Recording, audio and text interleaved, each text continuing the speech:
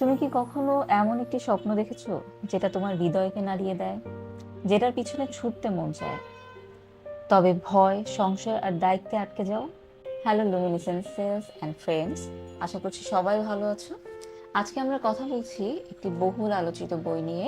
তা হচ্ছে Paulo কোয়েলহোর the আলকামিস্ট।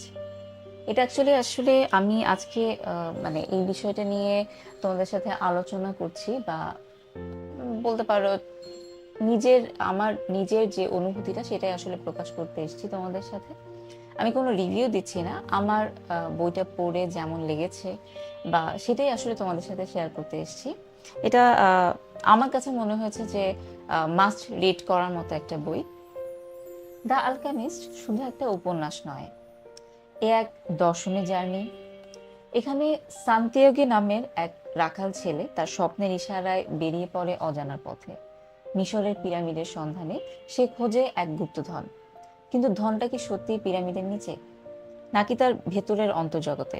যখন তুমি কোনো কিছু গভীরভাবে চাও, সে চাওয়াই জেগে ওঠে মহাবিশ্ব। তোমার স্বপ্ন তখন তার পথ খোঁজে। পাওলো কোয়েলহো বলছেন, হৃদয়কে শোনো, ভয়কে আলিঙ্গন করো, আর বিশ্বাস করো তুমি নিজের ভাগ্যের রচয়িতা। শেষে এসে বোঝা যায় ধন মাটির নিচে নয়, তা লুকিয়ে আছে প্রত্যেকটি অভিজ্ঞতা, প্রতিটি ব্যথা, প্রতিটি ভালোবাসার মুহূর্তে। দ্য আলকেমিস্ট আমাদের শেখাবে জীবন মানে খোঁজ, স্বপ্ন মানে সাহস, আর আত্মা মানে আলো। তো আমার আমার কাছে দ্য আলকেমিস্ট বইটি পড়ে এমন অনুভূতি হয়েছে আসলে। তোমরা জানিও তোমাদের কাছে, তোমরা অবশ্যই বইটি পড়ে দেখবে আশা করছি। যাদের আর বই পড়ার অভ্যেসের ব্যাপারটা না, বই হচ্ছে একমাত্র বন্ধু যে তোমাকে কখনো ছেড়ে যাবে না।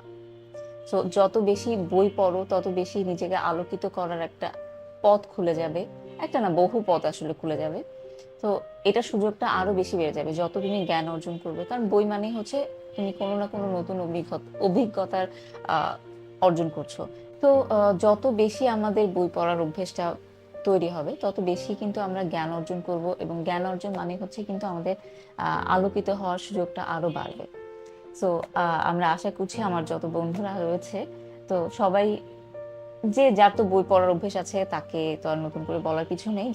যারা এখন নতুন নতুন বই পড়ছো বা পড়বে চিন্তা করেছো, তারা কিন্তু মাস্ট রিডের মধ্যে এই বইটা রাখতে পারো, পাওলো কোয়েলহো দ্য আলকেমিস্ট।